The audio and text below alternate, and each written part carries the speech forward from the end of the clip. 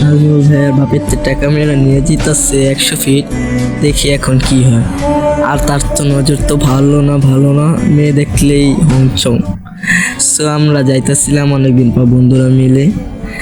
300 fit যার কথা ছিল, সন্ধ্যা হয়ে গেছে বুঝলাম।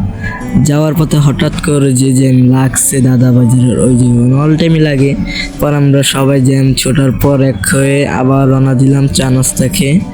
পরে যাইতেছে, রাস্তা অনেক ছিল, ওদিকে রাস্তা ভাঙ্গা, ব্রিজের ওই পারাপার ঠিক আছে।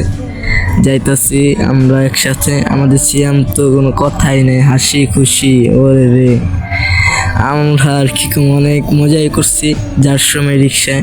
এখন 100 ফিটের ওই জায়গায় যে ব্রিজটা উঠে গেলাম, এদিকে দিয়ে তাকালে আমাদের এই যে নামাটা দেখা যায়, ওই যে আপনারা অবশ্য দেখবেন না, ওই যে ওই জায়গাটা নামা। সো এতে এই যে এখন ভালো রাস্তা উঠে যাব আমরা, এই যে উঠে গেছি। এদিকে আবার শহরটা একটু গ্রাম অঞ্চল লাগতেছে, অনেক ভালোই লাগছে, অনেকদিন পর আইতাছি। সো আমার ভালো লাগলে হইব কি, কালকে পরীক্ষা আছে। সো ভাইবাদার অনেকজনই যাইতেছে অনেকদিন পর, মেন কথা এটা ভাইবাদারই মেন। যাইতেছিলাম, আকাশটাও মেঘলা হয়ে গেছে, বৃষ্টি মনে পর্ব অনেক রিক্সে ছিলাম। পরে অবশেষে আমরা আইয়া পড়তাছি ইসে উইন্ডারল্যান্ডের সামনে যাইতাছি। আর একটা কি কম প্রাইভেট গাড়ি এমন চাপ দিচ্ছে, কিছু কর নেই। ওয়ান্ডারল্যান্ডে আয়া পড়লাম, ওয়ান্ডারল্যান্ডের সামনে একটু আছে রেস্টুরেন্টের সামনে হইলো ইউনিভার্সিটি।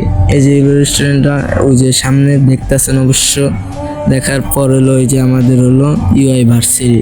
দাঁড়ান ওয়েট, ইউনিভার্সিটি এখানে গেলাম বন্ধুরা, খাবার টাবার নাস্তা শেষ করে এখন একটু চা খাবো। এই যে চা খাওয়া শেষ করে এখন বাড়ির উদ্দেশ্যে রওনা দিব। অনেক মজা হয়েছে আজকের দিনটা, শেয়ার করলাম আপনাদের সাথে, অনেক মজা হয়েছে। এখন বাড়ির রাস্তায় গেলে হইব কি, ভাইয়া যে বকা বুকতাছে কিছু আর বলার নাই, রওনা দিয়া দিলাম। চার কথা